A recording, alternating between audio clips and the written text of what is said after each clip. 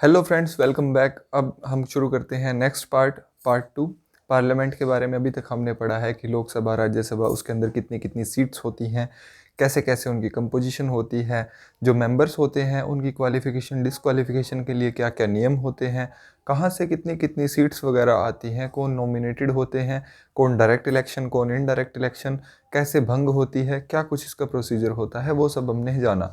अब हम जानते हैं आगे कि आगे लोकसभा राज्यसभा के अंदर अगर वैकेंसी क्रिएट हो जाती है या कोई व्यक्ति ऐसा है कि वो राज्यसभा और लोकसभा दोनों के लिए नामित हो जाता है, तो उस सब के लिए क्या प्रोविजंस हैं उन सबको देखते हैं। चलिए, तो देखिए, अभी तक हमने क्वालिफिकेशन डिसक्वालिफिकेशन किया। आई होप कि आप लोगों को ये बातें अच्छे से समझ आ गई होंगी कि क्वालिफिकेशन डिसक्वालिफिकेशन कैसे होती है, क्या क्या इनका प्रोसीजर रहता है।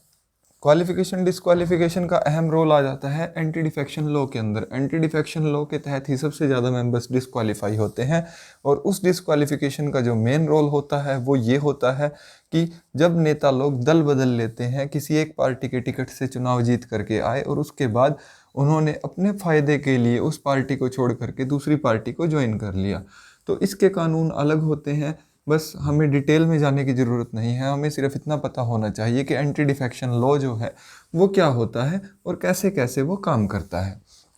तो चलिए, अभी हम बात करते हैं कि अगर मान लीजिए किसी व्यक्ति के पास डबल मेंबरशिप आ जाती है, तो डबल मेंबरशिप का मतलब ये होता है कि वो व्यक्ति लोकसभा साथ साथ राज्यसभा के अंदर भी चुन लिया गया है। लोकसभा और राज्यसभा दोनों के अंदर अगर कोई व्यक्ति चुन लिया जाए तो उस केस के अंदर क्या होगा। उस केस के अंदर ये होगा कि उसको 10 दिन के समय के अंदर अंदर, 10 दिन के अंतराल के अंदर अंदर बताना पड़ेगा। किसको? पार्लियामेंट को बताना पड़ेगा। क्या बताना पड़ेगा? कि वो किस हाउस के अंदर सदस्य रहना चाहता है, लोकसभा के अंदर रहना चाहता है कि राज्यसभा के अंदर रहना चाहता है। अगर वो जिस भी हाउस के अंदर रहना चाहता है, तो वो हाउस उसका, मान लीजिए उसने चूज किया कि मैं लोकसभा के अंदर रहना चाहता हूँ, तो राज्यसभा की जो सीट है उसकी वो कैंसिल हो जाएगी, ऑटोमेटिकली कंडम हो जाएगी। ठीक है। और अगर उसका ऐसा इंटीमेशन नहीं होता है, अगर वो नहीं बताता है, तो ये जो अपर हाउस होता है राज्यसभा, इसके अंदर की सीट उसकी कैंसिल कर दी जाएगी और वो ऑटोमेटिकली लोकसभा के अंदर आ जाएगा। ये होता है इस चीज़ का प्रोसीजर कि डबल मेंबरशिप के अंदर अगर आ जाता है तो उसके लिए जो उसकी फर्स्ट हाउस की जो सीट है वो खाली हो जाती है। ये ऐसा होता है। नेक्स्ट ये है कि ये जो प्रोसीजर मैंने आपको बताया, 10 दिन के अंदर अंदर उसको पार्लियामेंट को इंटीमेट करना होता है। उसकी पार्लियामेंट की जो सीट है वो वैकेंट हो जाएगी अगर वो अपनी सीट से रिज़ाइन नहीं करता है। और अगर यही बात मैं स्टेट लेजिस्लेचर की करूं, स्टेट लेजिस्लेचर का मतलब ये हुआ कि राज्य की विधानसभा के अंदर, ठीक है, मान लीजिए राज्य की विधानसभा के अंदर कोई व्यक्ति है, ऐसा है कि वो यहाँ पर एक एमएलए है और वो इधर एमपी बन गया। कोई एक एमएलए था, वो साथ साथ एमपी भी बन गया। ठीक है। मान लीजिए कोई पर्सन ऐसा है कि वो पार्लियामेंट और स्टेट लेजिस्लेचर दोनों का मेंबर हो गया। अब जैसे ही वो एमपी बना तो वो मेंबर ऑफ पार्लियामेंट हो गया, और यहाँ पर एमएलए का मतलब है मेंबर ऑफ लेजिस्लेटिव असेंबली हो गया। अगर वो ऐसा है तो ऐसे केस के अंदर अगर उसने 14 दिन के अंदर अंदर 14 दिन के अंदर अंदर अगर उसने इस सीट से रिज़ाइन नहीं किया तो उसकी एमपी की सीट गई, यानी कि जो ज़्यादा प्रॉफिट वाला होगा वो उसका ऑटोमेटिकली कैंसिल हो जाएगा, यानी मेंबर ऑफ पार्लियामेंट उसका कैंसिल हो जाएगा। 14 दिन के अंदर अंदर उसको एमएलए के पद से रिज़ाइन देना जरूरी हो जाता है। ये होता है आपके पास डबल मेंबरशिप का केस। ठीक है। ये डबल मेंबरशिप क्या होती है ये आपको पता होना चाहिए। कितने दिन के अंदर उसको इंटीमेट करना होता है, किसको इंटीमेट करना होता है, रेजिग्नेशन कहाँ देना होता है, कितने दिनों के अंतराल में उसको देना होगा। ये चीज़ें आपके लिए थोड़ी सी जानना जरूरी है। यहाँ से क्वेश्चन आने के चांसेस बनते हैं क्योंकि ये थोड़ा सा विस्तार पूर्वक चर्चा का विषय है जो आपको पता होना चाहिए। अब आगे हम बात करेंगे कि अगर किसी व्यक्ति को रिज़ाइन करना हो तो वो अपना रेजिग्नेशन किसको देगा। अगर कोई व्यक्ति मान लीजिए रिज़ाइन करना चाहता है तो वो रेजिग्नेशन लेटर अपना किसको सौंपेगा।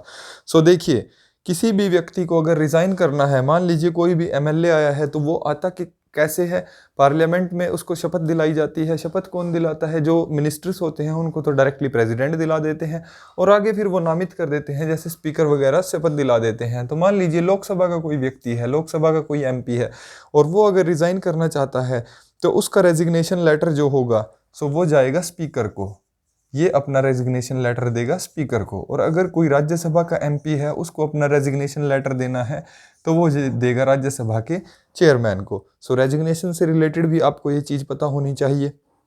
अब आगे कि किसी भी व्यक्ति की सदस्यता कैसे ख़त्म हो सकती है। एक तरीका तो ये हुआ कि वो रिज़ाइन हो गया, एक हमने पहले देख लिया डबल मेंबरशिप के केस में। एक है कि वो हाउस से अब्सेंट रहता है। मान लीजिए कोई व्यक्ति है वो पार्लियामेंट की मीटिंग ही अटेंड नहीं कर रहा है, तो उस केस के अंदर उसको अब्सेंट माना जाएगा सदन से। तो अगर वो अब्सेंट चल रहा है तो कितने दिनों की अब्सेंट के बाद उसकी जो है सदस्यता जो है वो ख़त्म हो जाएगी। तो यहाँ पर देखिए 60 दिन अगर वो विदाउट परमिशन अब्सेंट रहता है, 60 दिन विदाउट परमिशन, मतलब परमिशन के लिए बिना, परमिशन किसकी लेगा? स्पीकर या चेयरमैन जो भी होंगे उनकी परमिशन के बिना अगर वो लगातार 60 दिनों तक अब्सेंट रहता है तो उसकी सदस्यता जो है वो रद्द कर दी जाती है, उसको अब्सेंट मान लिया जाता है। ठीक है। सो इसके अंदर अब्सेंट के अंदर एक बात ध्यान रखने की है कि यहाँ पर ऐसा कोई भी पीरियड नहीं जोड़ा जाएगा जब सदन ना हो, यानी कि ये 60 दिन जो होंगे वो तब होंगे जब सदन चालू हो, जब सदन चालू हो। यानी कि जिन दिनों के अंदर सदन नहीं लग रहा है या सदन स्थगित किया हुआ है तो वो दिन इसके अंदर काउंट नहीं किए जाएंगे। और क्या क्या रीज़न हो सकते हैं कि मेंबर को डिस्क्वालीफाई कर दिया जाए? उसके डिस्क्वालिफिकेशन के रीज़न ये होते हैं कि जो जैसे ये हमने देख लिया कि उसका मान लीजिए जिस तरह से वो चुनाव जीत करके आया है उसके चुनाव को ही अवैध घोषित कर दिया जाए कि वो चुनाव जो है उसका वो लीगल नहीं है, वो अनफेयर मीन्स से चुनाव जीत करके आया है। सो वो जो है वो ऑटोमेटिकली डिस्क्वालीफाई हो जाएगा। रिप्रेजेंटेशन ऑफ पीपल एक्ट के तहत ये चीज़ दी गई है कि क्या इसके अंदर होगा क्या नहीं होगा। अब यहाँ पर एक और सवाल आता है, मान लीजिए कि कोई विवाद उठ जाता है। अब ये जो क्वेश्चन है ना, ये इस बार पेपर में पूछा गया, एसएससी के किस एग्जाम में पूछा गया ये मुझे ध्यान नहीं आ रहा है, लेकिन ये एक पेपर के अंदर क्वेश्चन पूछा गया है कि अगर मान लीजिए मेंबर ऑफ पार्लियामेंट का कोई चुनाव है तो उस पर फैसला कौन दे सकता है? क्या हाई कोर्ट दे सकता है या सुप्रीम कोर्ट दे सकता है? सो उस चीज़ का आंसर यहाँ पर है। देखिए अगर मान लीजिए कोई भी चुनाव हुआ है और उसके अंदर कोई भी डिस्प्यूट हो गया है, सो रिप्रेजेंटेशन ऑफ पीपल एक्ट 1951 क्या कहता है? रिप्रेजेंटेशन ऑफ पीपल एक्ट 1951 ये प्रावधान देता है कि किसी भी हाई कोर्ट को, किसी भी हाई कोर्ट को, जो हाई कोर्ट है उसको पावर है, उसको किस चीज़ की पावर है? हाई कोर्ट को ये चीज़, इस चीज़ की पावर देता है कि किसी भी मेंबर के इलेक्शन को वो मेंबर्स इलेक्शन जो है उसको इलेक्शन वॉइड या अनवॉइड, मतलब वैध या अवैध, वो घोषित कर सकता है। तो किसके पास ये शक्ति है? हाई कोर्ट के पास। सो ये जो है कहाँ से आया है प्रोविज़न? ये प्रावधान आया है रिप्रेजेंटेशन ऑफ पीपल एक्ट 1951। वो ये बोलता है कि कोई भी हाई कोर्ट जो है वो ये चीज़ को कि इलेक्शन उसका मेंबर का वैध है या अवैध है, सो उस चीज़ पर ये फैसला कर सकता है। हाई कोर्ट को ये पावर दी गई है। ठीक है। मान लीजिए कोई व्यक्ति है वो हाई कोर्ट से केस हार जाता है तो हाई कोर्ट के बाद नेक्स्ट स्टेप जो आता है वो आता है सुप्रीम कोर्ट। ऐसा नहीं है कि अगर वो हाई कोर्ट से हार गया तो वो सुप्रीम कोर्ट नहीं जा पाएगा, लेकिन फर्स्ट जो अथॉरिटी है वो है हाई कोर्ट, फिर सेकंड है सुप्रीम कोर्ट। तो इस चीज़ के बारे में आपको पता होना चाहिए कि कैसे कैसे इस चीज़ का सिस्टम रहेगा, कौन किस चीज़ को डिसाइड करेगा, क्या ये सारा प्रोसीजर होता है। ठीक है। तो अब आगे हम देखते हैं कि स्पीकर ऑफ लोकसभा क्या होता है। स्पीकर ऑफ लोकसभा अपने आप में एक बड़ी पोस्ट होती है, स्पीकर ऑफ लोकसभा। तो स्पीकर ऑफ लोकसभा का कार्यकाल वगैरह ये सब, कैसे उनको चुना जाता है, क्या वो होते हैं, ये सब चीज़ अभी हम डिस्कस करेंगे। सो पार्लियामेंट में हम देख रहे हैं प्रिजाइडिंग ऑफिसर्स कौन कौन से होते हैं। तो हमने बात की है प्रिजाइडिंग ऑफिसर्स की। प्रिजाइडिंग ऑफिसर्स, तो हम बात कर रहे हैं यहाँ पर प्रिजाइडिंग ऑफिसर्स की। प्रिजाइडिंग ऑफिसर्स, प्रिजाइडिंग ऑफिसर्स का मतलब ये होता है कि संसद के अंदर जो प्रिजाइडिंग ऑफिसर्स होते हैं, यानी कि जो सदन के पदाधिकारी होते हैं, सो उसके अंदर सबसे पहले जो बात की जाती है वो आता है speaker of Lok Sabha. Speaker speaker of Lok Sabha. Lok Sabha के अंदर कौन होता है? स्पीकर। अब स्पीकर ऑफ लोकसभा कौन होता है?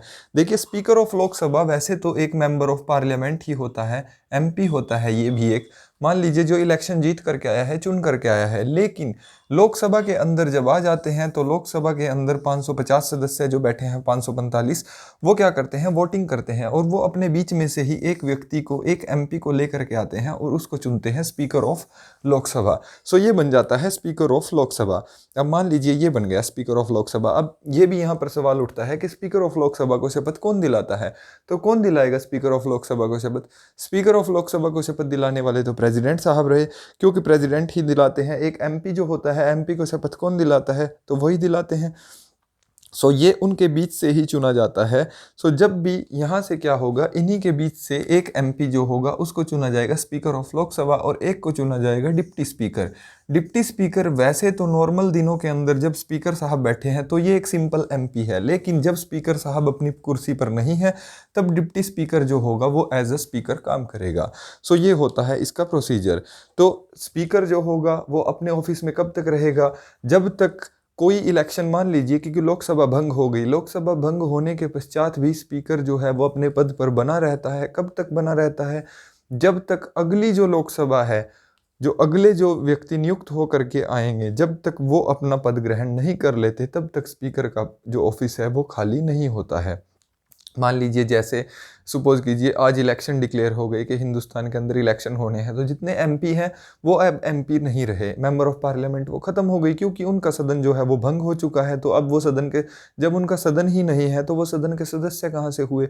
लेकिन स्पीकर के केस में ऐसा नहीं होता। जो स्पीकर का ऑफिस होता है वो तब तक बना रहता है जब तक अगले चुने हुए मेंबर ऑफ पार्लियामेंट सदन के अंदर नहीं आ जाएंगे। ठीक है, तो स्पीकर का ऑफिस जो है वो काफ़ी इंपॉर्टेंट हो जाता है। अब यहाँ पर बात आती है कि स्पीकर ऑफ लोकसभा चुना कहाँ से जाता है? तो वो मेंबर ऑफ पार्लियामेंट ही लोकसभा के अंदर चुना जाता है। लोकसभा के अंदर से ही जो होते हैं एमपी, उन्हीं में से एक को वो चुन लेते हैं। अब अगर स्पीकर ऑफ लोकसभा को अपना रेजिग्नेशन देना हो तो वो किसको देगा? तो अगर इसको अपना रेजिग्नेशन कभी देना हो तो ये देगा डिप्टी स्पीकर को, लिख करके दे देगा। ठीक है, अब मान लीजिए इसको, इसका मन किया कि अब मुझे नहीं रहना है, तो वो सीधा है रिटर्न में डिप्टी स्पीकर को देगा और छुट्टी, कि भाई मेरी सदस्यता करो ख़त्म, मैं जा रहा हूँ। अब दूसरा तरीका क्या हुआ? दूसरा तरीका ये हुआ कि कोई ऐसा रेजोल्यूशन पास हो जाए, मान लीजिए कोई ऐसा इसके ऊपर केस चल जाए, कुछ हो जाए कि ये लोकसभा का मेंबर होने के कंडीशन जो है उसी को फिलफिल ना करे। तो सबसे पहली चीज़ तो ये है किसी भी बंदे को स्पीकर बनने के लिए कि वो लोकसभा का मेंबर होना चाहिए। अगर ये लोकसभा का मेंबर ही नहीं रहा तो ये स्पीकर भी नहीं बन सकता, तो वहाँ पर ये जो है ख़त्म हो जाएगा, रिज़ाइन करके ये बाहर जा सकता है। तीसरा है, अगर इसको हटाना हो, मान लीजिए इसको हटाना है, रिमूव करना है, तो इसको रिमूव करने के लिए क्या करेगी? लोकसभा के अंदर बात हो रही है तो लोकसभा ही करेगी। लोकसभा क्या करेगी? एक रिजोल्यूशन पास करेगी। इसको क्या करना होगा? एक रिजोल्यूशन पास करना होगा। अब ये जो रिजोल्यूशन पास करेंगे, ये इसके जो मेंबर्स होंगे वो रिजोल्यूशन पास करेंगे, तो इन बंदों को क्या करना होगा? एक रिजोल्यूशन पास करना होगा। लेकिन रिजोल्यूशन ऐसे ही पास नहीं कर सकते, इनको इसको 14 दिन का एडवांस नोटिस देना होगा। 14 दिन पहले एडवांस नोटिस दिया जाएगा स्पीकर को। किस चीज़ के लिए? कि भाई आपको हटाने के लिए हम लोग जो हैं वो एक रिजोल्यूशन लेकर के आ रहे हैं, तो 14 दिन पहले इनको एडवांस नोटिस दे दिया जाएगा। फिर क्या होगा? यहाँ पर सदन के अंदर कार्यवाही चलेगी। सदन के अंदर कार्यवाही चलेगी तो जब तक कार्यवाही चलेगी तो स्पीकर अपने पद पर नहीं रहेगा, लेकिन ये जो भी कार्यवाही चल रही है उसके अंदर मौजूद रह सकता है, वोट नहीं करेगा। ठीक है, वोट नहीं कर सकता, लेकिन सदन के अंदर मौजूद रहेगा, सारी कार्यवाही को देखेगा, सुनेगा। और अगर ये इस चीज़ को, रिजोल्यूशन को पास कर देते हैं, तो अगर ये रिजोल्यूशन इन्होंने पास कर दिया, ठीक है, तो पास होने पर क्या होगा? ये जो है वो क्या करेगा? रिमूव हो जाएगा, अगर ये रिजोल्यूशन इनका पास हो जाता है। ठीक है, तो अगर ये मान लीजिए लोकसभा जो है वो डिसॉल्व हो गई है। डिसॉल्व होने का मतलब ये है कि लोकसभा जो है वो अब नहीं रही, लोकसभा का जो सत्र है वो ख़त्म हो चुका है। तो यहाँ पर ऐसा होगा, मैंने जो आपको बात बताई कि स्पीकर जो है वो अपना ऑफिस खाली नहीं करेगा। अब बात कर लेते हैं कि स्पीकर के पास पावर्स क्या क्या होती हैं। स्पीकर को नियुक्त कैसे किया जाता है, रिमूव कैसे किया जाता है, ये हमने देख लिया। कहाँ से नियुक्त किया जाता है, कहाँ से रिमूव किया जाता है, ये भी हम देख चुके हैं। अब हम बात करते हैं कि इसके पास पावर्स क्या क्या होती हैं। तो पावर्स की अगर हम बात करें तो सबसे पहली पावर जो होती है तो वो ये होती है कि ये मेंटेन करता है डिकोरम। डिकोरम का मतलब ये हुआ कि जो भी पार्लियामेंट के अंदर, लोकसभा के अंदर जो भी हाउस जैसे है, ये किसका है, लोकसभा का है। दो हाउस हैं, एक लोकसभा एक राज्यसभा। सो लोकसभा के अंदर जो कुछ भी कायदे कानून बनेंगे, जो कुछ भी प्रोसीजर चलेगा कि किस तरह से वहाँ पर, जैसे मान लीजिए आप क्लास में आते हो पढ़ने के लिए, तो क्लास का भी एक रूल होता है ना, एक डिसिप्लिन होता है ना। तो ऐसे ही पार्लियामेंट के अंदर जो डिसिप्लिन मेंटेन करेगा लोकसभा के अंदर, सो वो काम जो है वो किसका है, लोकसभा का। वहाँ का डिकोरम प्रोसीजर जो है, ऑर्डर जो है, उसको मेंटेन करना। ठीक है, आगे हम बात करते हैं कि और इसका क्या होता है काम। कॉन्स्टिट्यूशन ऑफ इंडिया जो है, इसको इंटरप्रेट करना। इंटरप्रेट करना का मतलब ये हुआ कि ये इसको विस्तार पूर्वक बताएगा कि आप इस चीज़ को जो है गलत तरीके से यूज़ कर रहे हो। जो भी इसके अंदर कॉन्स्टिट्यूशन ऑफ इंडिया के अंदर प्रोविजंस लिखे हुए हैं, उसका असल मतलब ये निकल रहा है, क्योंकि मेन लीडर तो ये है ना। सो कॉन्स्टिट्यूशन ऑफ इंडिया जो होगा उसको ये बनाएगा। रूल ऑफ प्रोसीजर जो होंगे, जो लोकसभा के अंदर फॉलो होंगे, रूल ऑफ प्रोसीजर यानी कि कार्यवाहक प्रणाली, जो कार्य चलेगा। और कंडक्ट जो होगा, कंडक्ट मतलब बिहेवियर। जैसे आप लोगों ने सुना होगा कि लोकसभा या विधानसभा के अंदर ना मार्शल्स होते हैं। मार्शल मतलब आप सोच सकते हो कि जैसे एक क्लब के अंदर बाउंसर्स होते हैं ना, तो ऐसे वहाँ पर मार्शल होते हैं। अगर कोई ज़्यादा लेफ्ट राइट करता है ना, ज़्यादा हंगामा मचाता है, तो स्पीकर क्या करेगा, मार्शल्स को बुलाएगा और इसको उठा करके बाहर फेंक दो। तो मार्शल्स आएंगे और उसको उठा करके ले जाएंगे और बाहर फेंक देंगे। जैसे क्लब के अंदर होता है, आप वहाँ पर जा करके अगर दंगा करते हो तो बाउंसर्स क्या करेंगे, आपको उठा करके क्लब से बाहर फेंक देंगे। सो वो एक्चुअली हो क्या रहा है कि जो वहाँ का हाउस का जो डिसिप्लिन है उसको मेंटेन कर रहा है। सो उसको मेंटेन करने का काम कौन कर रहा है, स्पीकर कर रहा है। सो वहाँ पर कंडक्ट क्या होगा, रूल ऑफ प्रोसीजर क्या होगा, ये सब चीज़ भी वही डिसाइड करेगा। आगे क्या होगा कि इसका जो मेन काम होता है वो होता है अडजर्न द हाउस। अडजर्न द हाउस का मतलब ये होता है हाउस को स्थगित करना, सदन की कार्यवाही स्थगित की गई, ये आप लोगों ने सुना होगा। सो ये जो एडजर्न होता है, इसका मतलब होता है कि किसी भी कार्यवाही को स्थगित करना या मीटिंग को सस्पेंड करना। कि अभी ये हंगामा बहुत हो रहा है, मान लीजिए कि कांग्रेस वालों ने हंगामा बहुत कर दिया, सदन की कार्यवाही स्थगित कर दी गई। कितने समय के लिए, 2 दिन के लिए, 4 दिन के लिए, या अनिश्चित काल के लिए। सो वो सब जो होती हैं पावर्स किसकी होती हैं, स्पीकर की पावर्स होती हैं। ठीक है, आगे और किस चीज़ को ये डिसाइड करता है, ये डिसाइड करता है कोरम को। कोरम, कोरम क्या होता है, कोरम जो होता है, कोरम होती है एक किस्म से हाजिरी। कि सदन के अंदर कार्यवाही शुरू करने के लिए कम से कम 1/10 मेंबर्स जो हैं वो प्रेजेंट रहने जरूरी हैं। अगर 1/10 मेंबर्स यानी कि 550 552 मेंबर्स हैं, 55 मेंबर अगर उपस्थित नहीं है तो सदन की कार्यवाही नहीं चलेगी। ठीक है, कम से कम कोई भी एक कार्यवाही चलने के लिए 55 मेंबर्स का प्रेजेंट रहना बहुत ज़रूरी है। सो कोरम जो होता है उसको कौन देखेगा, उसको देखेगा स्पीकर।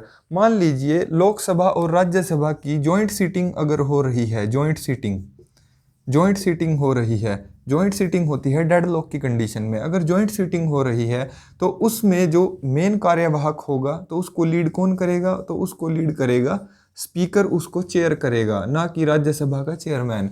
तो उस पर कौन बैठेगा, स्पीकर बैठेगा, तो वहाँ पर स्पीकर की चलेगी।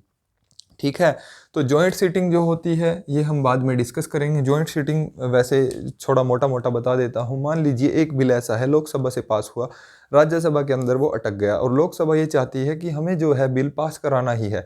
तो ये जाएंगे प्रेसिडेंट साहब के पास, प्रेसिडेंट साहब के पास जाएंगे और बोलेंगे कि सर आप ऐसा कीजिए, जॉइंट सेशन बुलाइए, एक जॉइंट मीटिंग बुलाइए, आमने सामने बैठ करके बात कर लेते हैं। अगर किसी मसले पर कोई आपत्ति है किसी को, सो वो वहीं पर जो भी बिल के अंदर मॉडिफिकेशन करनी होगी तो वो देख लेंगे। सो वो होती है जॉइंट सीटिंग। तो जॉइंट सीटिंग को जो बुलाएगा, इसको जॉइंट सीटिंग को बुलाता है प्रेसिडेंट। जॉइंट सीटिंग को बुलाएगा प्रेसिडेंट, और जॉइंट सीटिंग के अंदर होगा क्या कि लोकसभा के मेंबर भी प्लस राज्यसभा के मेंबर भी सभी बैठेंगे, और इनका चेयरमैन जो बनेगा वो कौन बनेगा, स्पीकर। स्पीकर कौन, लोकसभा का स्पीकर। सो जॉइंट सीटिंग को जो लीड करेगा वो करेगा स्पीकर, बुलाएगा प्रेसिडेंट, ठीक है। और यहाँ पर लोकसभा और राज्यसभा दोनों के मेंबर्स बैठेंगे, ये दोनों वोट डालेंगे। लोकसभा और राज्यसभा के जो मेंबर्स हैं, यानी कि 545 की स्ट्रेंथ इधर बैठी है, जो 552 जैसे है, 552 प्लस 250, तो ये सब इकट्ठे मिल करके बैठेंगे। लेकिन जॉइंट सीटिंग के अंदर ये है कि मेजोरिटी जो रहती है वो लोकसभा की रहती है, इसीलिए जॉइंट सेशन अगर कभी भी बुलाया जाता है तो उसके अंदर जीत हमेशा लोकसभा की ही होती है, क्योंकि उसके मेंबर्स ज़्यादा हैं। तो इसीलिए यहाँ पर ये जो जॉइंट सीटिंग का जो प्रोविज़न है उसको जो चेयर करता है वो ये करता है। और इसके पास क्या प्रोसीजर होते हैं, स्पीकर के पास ये प्रोसीजर होते हैं कि ये सीक्रेट मीटिंग रख सकता है। सीक्रेट मीटिंग का मतलब ये हुआ कि स्पीकर की अनुमति से ही, जैसे सदन की कार्यवाही चल रही है और आप उसको लाइव टीवी पर बैठ करके देखते हो, तो टीवी पर वो जो कार्यवाही देखते हो तो मीडिया जो मौजूद रहता है, स्पीकर अगर चाहे सीक्रेट मीटिंग इसको करनी है तो ये जितने बाहर के व्यक्ति हैं उन सबको उठा करके बाहर, कि सीक्रेट मीटिंग होने वाली है, आप सभी बाहर जाइए, तो उस कार्यवाही को कोई भी नहीं देख सकता। तो ये जो होता है वो सीक्रेट मीटिंग जो है वो कंडक्ट कराता है। सबसे बड़ी और सबसे अहम पावर जो स्पीकर के पास होती है वो ये होती है कि ये डिसाइड करता है कि कोई bill, decides A bill is money bill और नॉट। तो ये क्वेश्चन बहुत बार पूछा जाता है कि ये कौन डिसाइड करता है सदन के अंदर अगर कोई बिल आया है कि ये मनी बिल है या नहीं। सो इस चीज़ को जो डिसाइड करता है वो करता है स्पीकर। स्पीकर का डिसीजन इस मसले पर फाइनल होता है। अगर स्पीकर ने किसी चीज़ के बारे में बोल दिया, किसी बिल के बारे में कि ये मनी बिल है, मान लीजिए जो भी पैसा होगा भारत के खजाने से जो भी निकाला जाएगा तो वो स्पीकर की अनुमति के बिना नहीं निकाला जा सकता। स्पीकर पहले उसको डिसाइड करेगा कि हाँ ये मनी बिल है, आप इसको सदन में लेकर के आ सकते हो। अगर स्पीकर की मंजूरी है तभी वो सदन में आएगा, नहीं तो वो सदन में नहीं आ सकता बिल। तो इसीलिए सरकार का ही बंदा होगा स्पीकर जो होता है, वो हमेशा सरकार का बंदा होता है। सरकार को हर चीज़ के लिए, हर काम के लिए पैसा चाहिए होता है और उस पैसे को निकालने के लिए इस बंदे की मंजूरी चाहिए होती है। पहले ये मंजूरी देगा तभी तो पार्लियामेंट उसके ऊपर चर्चा करेगी और उसको मंजूरी देगी। सो ये जो है बंदा क्या डिसाइड करेगा, ये डिसाइड करेगा कि कोई बिल जो है वो मनी बिल है या मनी बिल नहीं है। ठीक है। नेक्स्ट ये होता है, ये हमने देख ही लिया कि ये कोई भी मेंबर जो है अगर एंटी डिफेक्शन लॉ किसी के ऊपर लग रहा है तो उसकी जो क्वालिफिकेशन और डिसक्वालिफिकेशन को डिसाइड करने वाला जो होगा वो स्पीकर ही होगा। ठीक है। अब आगे क्या होता है कि जो पार्लियामेंट्री ग्रुप होते हैं, पार्लियामेंट्री जो कमेटीज़ होती हैं पार्लियामेंट के अंदर, उनका ये चेयरमैन होता है। पार्लियामेंट्री ग्रुप का ये मेन लीडर होता है स्पीकर।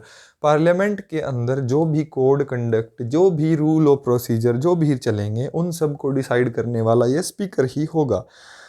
ठीक है। जितनी पार्लियामेंट्री ग्रुप होंगी, पार्लियामेंट्री कमेटीज़ होंगी, उनके जो चेयरमैन होंगे, उनके जो मेंबर्स होंगे, उनको डिसाइड करने वाला जो होगा वो होगा स्पीकर। स्पीकर जो होता है ये खुद business advisory committee, business advisory committee, business advisory committee का खुद ये चेयरमैन होता है, खुद लीडर होता है। बिजनेस एडवाइजरी कमेटी होती है जो संसद के अंदर, उसका ये खुद चेयरमैन होता है। और किस कमेटी का चेयरमैन होता है? रूल्स कमेटी का ये चेयरमैन होता है। रूल्स कमेटी, रूल्स जो संसद के अंदर डिसाइड करेगी उसका चेयरमैन भी कौन होगा? स्पीकर होगा। और किसका? जो जनरल पर्पस की जो कमेटी होती है उसका भी ये खुद चेयरमैन होता है। ठीक है। सो ये इसके पास बहुत अहम पावर्स होती हैं। अच्छा, स्पीकर के बारे में एक बात और होती है कि स्पीकर का जो ऑफिस होता है वो बिल्कुल इंडिपेंडेंट होता है और ये इम्पार्शियल होता है। जैसे हिंदुस्तान के अंदर क्या है, हिंदुस्तान के अंदर कोई भी व्यक्ति अगर स्पीकर है तो वो किसी पार्टी का सदस्य बन के रह सकता है, लेकिन ब्रिटेन के अंदर ऐसा नहीं है। ब्रिटेन के अंदर अगर किसी व्यक्ति को स्पीकर चुन लिया गया है तो उस व्यक्ति को क्या करना होता है? अपनी जो पार्टी की सदस्यता होती है उससे रेजिग्नेशन देना होता है। ऐसा इसलिए होता है क्योंकि ये बहुत पावरफुल ऑफिस होता है और इस पावरफुल ऑफिस के लिए ये चीज़ ज़रूरी है कि ये जो है वो किसी का सगा बन के ना रहे, ये इम्पार्शियल होना बहुत ज़रूरी है। मान लीजिए अगर ये किसी पर्टिकुलर पार्टी का व्यक्ति है तो ये अपनी पर्टिकुलर पार्टी के व्यक्तियों का फेवर करेगा। और ब्रिटेन के अंदर क्या है कि आप अगर रेजिग्नेशन दे दिया तो आप ना इनके हो ना उनके हो, अब आप सबके हो। तो सबके हो तो आप इसको भी सज़ा दे सकते हो, उसको भी सज़ा दे सकते हो, इसको भी इनाम दे सकते हो, उसको भी इनाम दे सकते हो। सो हिंदुस्तान के अंदर ऐसा नहीं है। हिंदुस्तान के अंदर पर्टिकुलर पार्टी का होता है व्यक्ति, लेकिन उसके बावजूद भी जो रूल्स बनाए गए हैं वो इस हिसाब से हैं कि ये इम्पार्शियल रहता है और प्रॉपर तरीके से जो है वो सदन की कार्यवाही चलती है। तो देखिए, स्पीकर ऑफ लोकसभा की इंडिपेंडेंसी और इम्पार्शलिटी के बारे में हम बात करते हैं। सबसे पहली तो ये है कि इसका जो टेन्योर होता है यानी कि कार्यकाल होता है वो फिक्स रहता है। किसका? स्पीकर का जो कार्यकाल होता है वो फिक्स रहता है। इसको ऐसे ही, ये कोई मतलब आम आदमी नहीं है कि इसको जब देखा जहाँ से उठाया और उठा करके अंदर कर दिया। ना तो इसके ऊपर कोई कार्यवाही चल सकती है, किसी प्रकार का क्रिमिनल केस चल सकता है। इसको हटाने के लिए भी 14 दिन पहले एडवांस नोटिस देना पड़ता है, जो हमने अभी डिस्कस किया। ठीक है, और ये जो नोटिस होगा इसके हटाने के लिए वो कम से कम 50 मेंबर्स का सिग्नेचर उस पर पहले हुआ होगा। 50 मेंबर्स इस हक में होने चाहिए कि इसको हटाना है, तब जा करके ही ये नोटिस दिया जा सकता है। इसके रिमूवल की कार्यवाही जो है वो चल सकती हैं। इसकी जितनी सैलरी होती है और जो अलाउंसेस होते हैं, सैलरी और अलाउंसेस, ये फिक्स किए जाते हैं पार्लियामेंट के द्वारा, फिक्स्ड बाय पार्लियामेंट। इसको कौन फिक्स करता है? पार्लियामेंट। जब पार्लियामेंट की बात हो रही है तो लोकसभा प्लस राज्यसभा ये दोनों मिल करके और फिर राष्ट्रपति के हस्ताक्षर। ये जो सैलरी और अलाउंसेस है, और ये चार्ज कहाँ से होते हैं? तो चार्ज होते हैं ये consolidated fund of India, consolidated fund of India, consolidated fund of India, यानी कि भारत के राष्ट्रीय खजाने से चार्ज होते हैं ये कंसोलिडेटेड फंड ऑफ इंडिया, जहां से भारत के राष्ट्रपति की, हाई कोर्ट, सुप्रीम कोर्ट के जजेस की सैलरी जो चार्ज होती है वो भी यहीं से होती है। कंसोलिडेटेड फंड ऑफ इंडिया से स्पीकर की जो सैलरी होती है वो चार्ज होती है। कंसोलिडेटेड फंड ऑफ इंडिया से अगर किसी व्यक्ति की सैलरी चार्ज हो रही है तो आप उसको ऐसे ही मतलब उसके ऊपर हाथ नहीं डाल सकते। ठीक है, इसके जो भी कार्य होंगे, इसके जो भी कार्य होंगे उन सब को क्रिटिसाइज नहीं किया जा सकता। No criticism. नो क्रिटिसिज्म का मतलब ये हुआ कि इसकी जो भी कार्यवाही है, मान लीजिए इसने कल को ये डिसाइड कर लिया, स्पीकर जो है एट प्रेजेंट के जैसे स्पीकर हैं, और उन्होंने ये डिसाइड कर लिया कि राहुल गांधी को उठा करके सदन से बाहर फेंक दो, और वो सदन से बाहर फेंक दिया मान लीजिए उनको, तो सदन के अंदर उनके इस मैटर के ऊपर क्रिटिसिज्म नहीं कर सकते कि आपने ये गलत कर दिया, ये कर दिया, वो कर दिया। तो ये क्रिटिसिज्म नहीं है, ये इनकी इंडिपेंडेंसी और इम्पार्शलिटी है कि वो जो भी कर रहे हैं वो सही कर रहे हैं। ठीक है। अच्छा, दूसरा इनके बारे में जो बात है, ये कभी भी वोट नहीं करेंगे। ये हमेशा इनका जो वोट होगा वो होगा कास्टिंग वोट। कास्टिंग वोट का मतलब ये होता है कि जब आपके पास ऐसी कंडीशन क्रिएट हो जाए कि बराबर बराबर वोट हो चुके हैं, मान लीजिए 545 बंदों ने वोटिंग की है, 545 बंदों में से 540 ही सदन के अंदर मौजूद थे, और सदन के अंदर जितने बंदे मौजूद थे 270 ने इधर पक्ष में वोट कर दिया, 270 ने विपक्ष में वोट कर दिया। ठीक है, तो अब इस केस में क्या हुआ कि वोटिंग बराबर बराबर हो गई। अब स्पीकर का वोट अहम हो जाता है। स्पीकर वैसे वोट नहीं करेगा, लेकिन जब वोट बराबर बराबर हो जाएंगे तो स्पीकर डालेगा कास्टिंग वोट। तो ये जिधर भी वोट डाल देगा वही पलड़ा भारी हो जाएगा और वही जो है पास हो जाएगा, रिजोल्यूशन पास हो जाएगा। ये कास्टिंग वोट डाल सकता है। ठीक है। अच्छा, ऑर्डर ऑफ प्रेसिडेंस में इसको काफ़ी ऊपर पोजीशन दी गई है। ऑर्डर ऑफ प्रेसिडेंस का मतलब ये हुआ कि वरीयता के क्रम में इसको काफ़ी ऊपर बिठाया गया है। जैसे सबसे पहला जो होता है वो प्रेसिडेंट होता है, वाइस प्रेसिडेंट होता है, ऐसे ही 7th जो रैंक होता है वो होता है स्पीकर का। स्पीकर का जो रैंक होता है वो कौन सा होता है? 7वां रैंक, ऑर्डर ऑफ प्रेसिडेंस के मामले में अगर देखें। 7वां रैंक किस किस का होता है? स्पीकर का होता है। और chief justice of India, chief justice of India आप जानते हो कितनी बड़ी पोस्ट होती है, यानी कि सुप्रीम कोर्ट के जो मुख्य न्यायाधीश होते हैं उनके बराबर का इनको रैंक दिया गया है। तो स्पीकर का जो ऑफिस होता है वो बहुत पावरफुल ऑफिस होता है। कैसे कैसे क्या कुछ इनको जो है सदन के अंदर बैठाने के जो प्रोसीजर्स हैं वो हमने देख लिए कि क्या क्या होता है इनके बारे में। चेयरमैन के बारे में, राज्यसभा के चेयरमैन के बारे में आप लोग जानते ही हो, वो हमने वाइस प्रेसिडेंट वाले चैप्टर के अंदर कर लिया है। अब हम बात करने वाले हैं deputy speaker of Lok Sabha. Deputy speaker of Lok Sabha मैंने अभी बताया ही है कि सदन के अंदर से ही इस मेंबर्स को चुन लिया जाता है, और इसके भी सभी के सभी वही प्रोसीजर्स रहेंगे जो एक स्पीकर के लिए रहते हैं, बिल्कुल सेम टू सेम वैसे रहेंगे, लेकिन वो भी तब जब ये स्पीकर की तरह काम करेगा। स्पीकर का अगर ऑफिस खाली है ये करेगा एक्ट एज अ स्पीकर, और अगर ये स्पीकर की तरह काम कर रहा है तो ही इसको स्पेशल प्रिविलेजेस मिलेंगे। ठीक है। अगर ये स्पीकर बन गया तो ये जितनी पार्लियामेंट्री कमेटीज़ हैं उनको ऑटोमेटिकली चेयरमैन बन जाएगा, जो भी स्पीकर को मिलने वाली सुख सुविधाएं हैं वो इनको मिलने लगेंगी उसी टाइम से जब से ये स्पीकर बनते हैं। ठीक है, सो ये सब होता है। जो इंस्टीट्यूशन है स्पीकर और डिप्टी स्पीकर लोकसभा के, ये आज के नहीं हैं, ये बहुत पुराने हैं। अगर हिस्ट्री के टाइम पे इनकी बात की जाए, सो ये गवर्नमेंट ऑफ इंडिया एक्ट आया था, आप लोगों को अगर पता हो, जिसको मॉन्टेग्यू चेम्सफोर्ड एक्ट बोलते थे, गवर्नमेंट ऑफ इंडिया एक्ट 1919। तो उसके अंदर ये प्रोसीजर आया था और 1921 के अंदर जो है ये स्पीकर और डिप्टी स्पीकर के जो पद हैं ये ओरिजिनेट हो गए थे हिंदुस्तान के अंदर।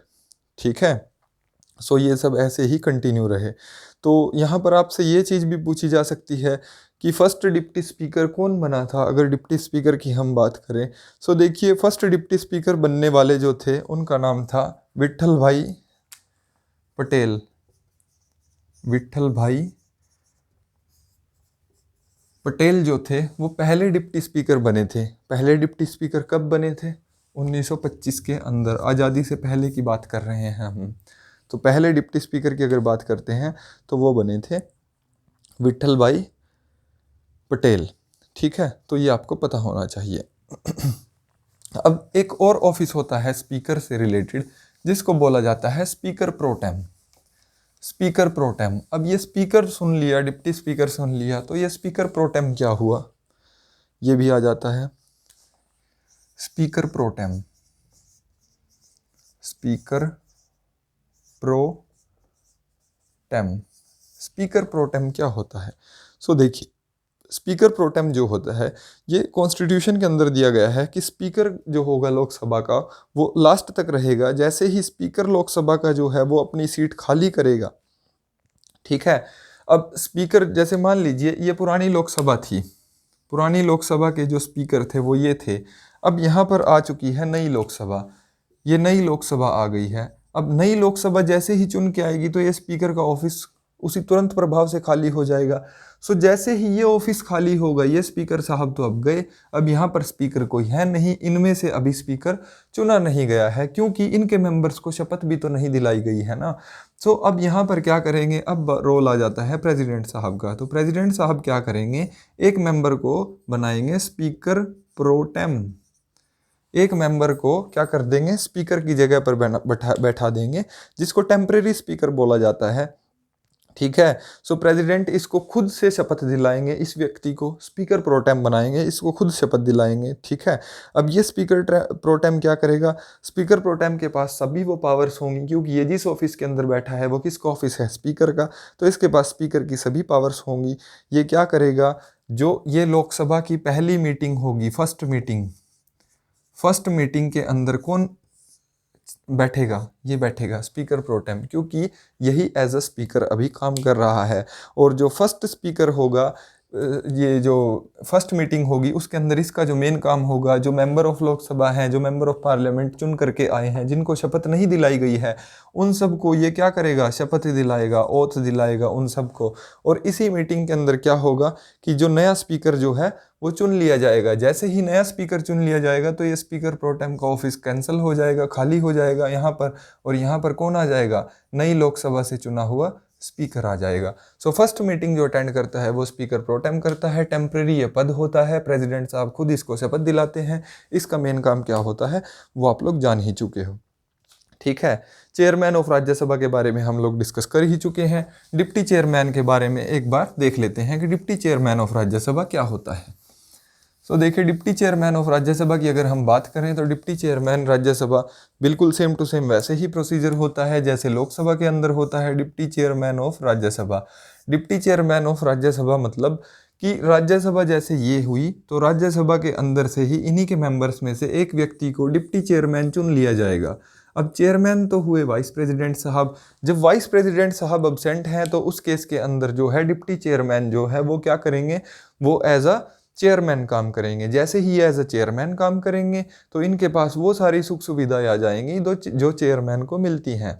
ठीक है, और जब चेयरमैन साहब मौजूद हैं तब डिप्टी चेयरमैन सिंपल एक राज्यसभा के मेंबर की तरह है, ये वोट भी डालेंगे, सब कुछ करेंगे, लेकिन अगर ये चेयरमैन है तो ये वोट नहीं डालेंगे।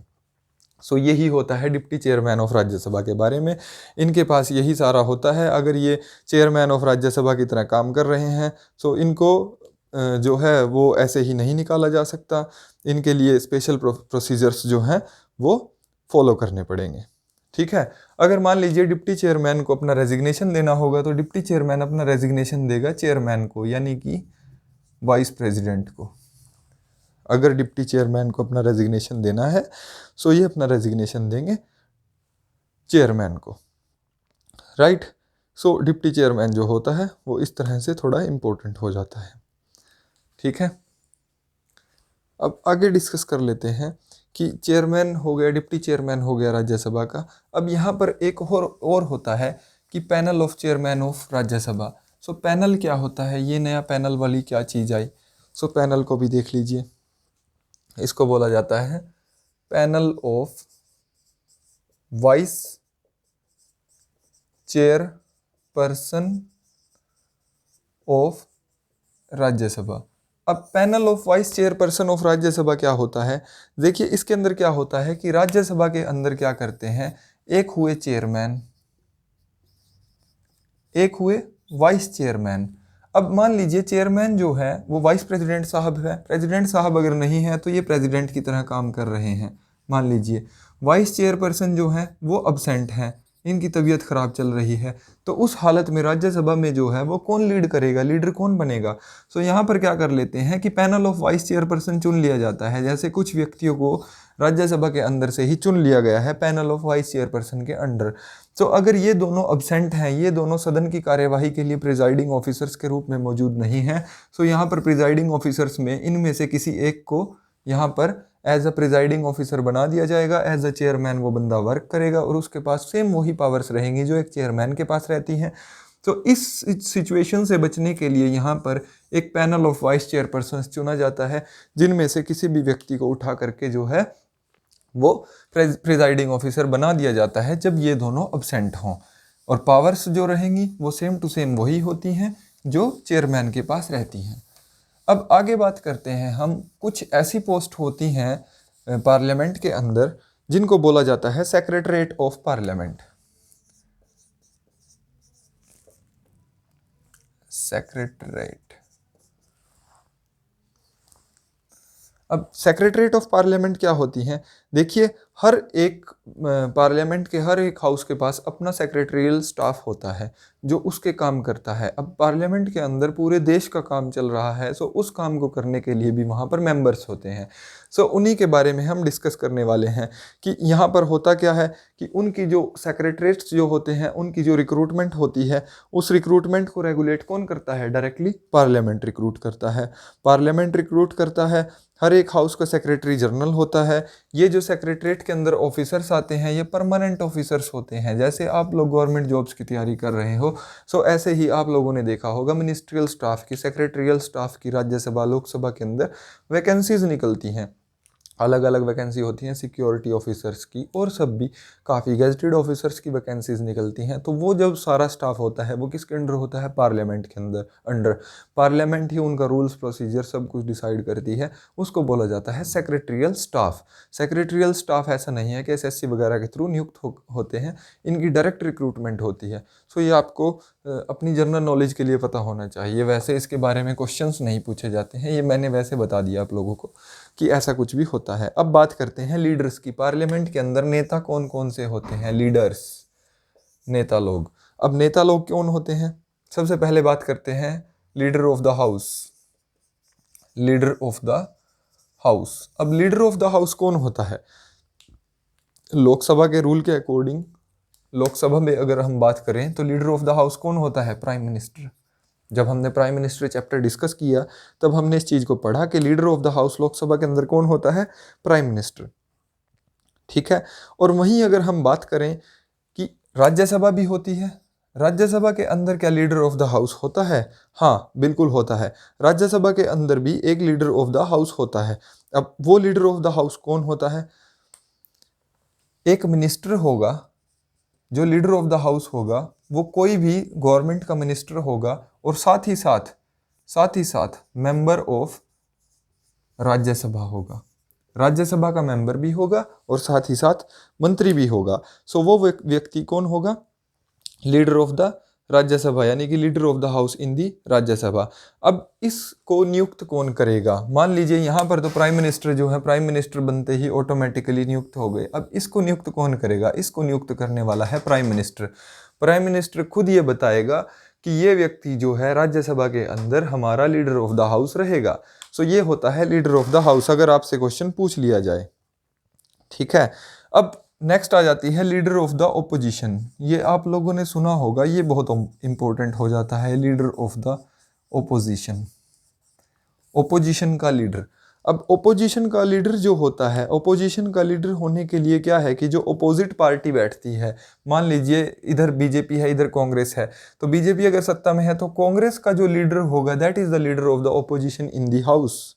ठीक है, सो लार्जेस्ट ओपोजिशन की जो पार्टी होगी उसका जो लीडर होगा उसको बोला जाता है लीडर ऑफ द ओपोजिशन। इसका बहुत मेन रोल होता है। लीडर ऑफ द ओपोजिशन को अल्टरनेट प्राइम मिनिस्टर भी बोलते हैं। अल्टरनेट प्राइम मिनिस्टर इसलिए बोला जाता है कि मान लीजिए कि ये सरकार जो अभी सत्ता में चल रही है, अगर ये चली गई, मान लीजिए ये गिर गई, सरकार गिर गई, सो जो अपोजिट पार्टी बैठी है ओपोजिशन में, उसके पास ये चांस होता है कि वो मेजोरिटी हासिल करके जो है सत्ता में आ सकती है। तो जो कल तक ओपोजिशन का लीडर था अब वो बन जाएगा प्राइम मिनिस्टर, सिंपल। सो ये होता है, इसीलिए ये काफ़ी पावरफुल माना जाता है। जो भी सरकार पॉलिसीज़ लेकर के आती है उनके ऊपर ये चर्चा करते हैं, बताते हैं कि ये लोगों के लिए इस तरह से सही है, इस तरह से सही नहीं है। ठीक है, तो ये जो सारा प्रोसीजर होता है ये काम होता है लीडर ऑफ द ओपोजिशन का। अब एक और होता है विप, उसको बोला जाता है विप, WHIP, विप। अब ये विप क्या होता है? विप, विप, अब विप की अगर हम बात करें कि लीडर ऑफ द हाउस हमने देखा, लीडर ऑफ द ओपोजिशन हमने देखा, तो ये जो leader of the house, leader of the opposition जो हैं, ये कहीं भी कॉन्स्टिट्यूशन के अंदर मेंशन्ड नहीं है, लेकिन रूल प्रोसीजर जो हैं, पार्लियामेंट्री रूल्स जो हैं, उनके अंदर ये जो है मेंशन्ड है। लेकिन जो विप का जो ऑफिस है, ना तो वो कॉन्स्टिट्यूशन के अंदर मेंशन्ड है, ना वो पार्लियामेंट्री प्रोसीजर्स के अंदर मेंशन्ड है। ठीक है, तो ये कहीं भी नहीं है। तो लेकिन इसको लिया कहाँ से गया है? ये लिया गया है कन्वेंशन ऑफ पार्लियामेंट्री गवर्नमेंट से, कन्वेंशन ऑफ पार्लियामेंट्री गवर्नमेंट से इसको लिया गया है विप। अब बात करते हैं कि विप होता क्या है। देखिए, विप जो होता है ना, वो ऐसे होता है जैसे अगर हम स्कूल के अंदर देखते हैं तो क्लास में टीचर क्या करता है, एक बंदे को मॉनिटर बना देता है, जो पूरी क्लास के अंदर देखता है कि अटेंडेंस वगैरह लेता है, ये बच्चा आया है, ये बच्चा नहीं आया है, इसने होमवर्क किया है, इसने होमवर्क नहीं किया है। सो यहाँ पर आपके पास आपने देखा है कि गवर्नमेंट जो होती है वहाँ पर मल्टीपल पॉलिटिकल पार्टीज़ होती हैं। देश के अंदर हमारे मल्टीपल पॉलिटिकल पार्टीज़ होती हैं, तो हर एक पॉलिटिकल पार्टी क्या करती है, अपना एक अलग से मॉनिटर बना करके रखती है, हर एक पॉलिटिकल पार्टी। और इसका काम क्या होता है, चाहे ये रूलिंग पार्टी हो चाहे ओपोजिशन पार्टी हो, हर एक पॉलिटिकल पार्टी, मैंने पॉलिटिकल पार्टी की बात की है ना कि रूलिंग और ओपोजिशन पार्टी की। सो हर एक ruling party, sorry political party क्या करेगी, अपना एक खुद का विप रखेगी। इस विप का काम क्या होगा कि इनके जो मेंबर्स हैं उनको क्या करेगा, ये उनकी अटेंडेंस लेगा कि हाँ भाई मौजूद हैं या नहीं हैं। ठीक है, अब मान लीजिए कि सरकार को कोई बिल पेश कराना है, कोई बिल पास कराना है, तो सरकार क्या करेगी, विप जारी कर देगी सब जगह पर, अपने जो मेंबर्स होंगे उनको बोलेगी कि कल जो है वोटिंग होनी है और आपको मौजूद रहना है। सो वहाँ पर ये जो विप है ये बड़ा इंपॉर्टेंट रोल प्ले करता है। ये देखेगा कि हाँ भाई पूरी अटेंडेंस हुई है या नहीं हुई है। अगर वो इसके तहत मौजूद नहीं रहते हैं, अटेंड नहीं करते हैं, तो उनके अगेंस्ट ये जो पॉलिटिकल पार्टी होगी ये डिसिप्लिनरी एक्शन लेती है। डिसिप्लिनरी एक्शन, डिसिप्लिनरी एक्शन का मतलब कि उसके विरुद्ध जो है अवमानना की कार्यवाही की जाती है। सो ये पार्लियामेंट के अंदर प्रोसीजर नहीं है, ये पॉलिटिकल पार्टीज़ का खुद का एक प्रोसीजर है विप। ठीक है, तो ये जो थे ये अभी तक हमने डिस्कस किए, लीडर ऑफ द हाउस वगैरह, ये जो पार्लियामेंट के अंदर जो स्ट्रक्चर है वो अभी तक हमने डिस्कस कर लिया। अब नेक्स्ट वीडियो के अंदर हम देखेंगे कि पार्लियामेंट के अंदर कार्यवाही में कौन कौन से वर्ड यूज़ किए जाते हैं, क्या अडजर्न होता है, क्या प्रोरोग होता है, इनका क्या मतलब होता है, किस तरह के मोशन होते हैं जो कार्यवाही जिनसे सुचारू रूप से चलाई जाती है, बजट सेशन कैसे आता है, मनी बिल की जो हमने बात की है, ये मनी बिल होता क्या है, कहाँ से पैसा निकलता है, कितना पैसा निकलता है, कैसे कैसे निकलता है, ये सब बजट कैसे आता है, एनुअल फाइनेंशियल स्टेटमेंट क्या होती है। तो ये सब अब हम देखेंगे नेक्स्ट वीडियो के अंदर, इस चीज़ को हम डिस्कस करेंगे, तब जा करके पार्लियामेंट जो है वो पूरा का पूरा ख़त्म हो जाएगा। तो मैंने जैसा आपको बताया था, ये मेन पिलर होता है, हमने इसको 3 सेक्शनिंग में करके कर लिया है। डिटेल में मैंने इसका प्रोसीजर आपको अभी तक बताया है, और आगे जो बिल्स वगैरह चलते हैं उनको भी हम डिटेल में डिस्कस करेंगे। तो आप लोग इनके अच्छे से नोट्स बनाइए, उम्मीद है आप लोगों को समझ आया होगा। अगर समझ आया है और अच्छा लगा हो तो अपने दोस्तों के साथ वीडियो शेयर ज़रूर कीजिएगा। Thank you, have a good day.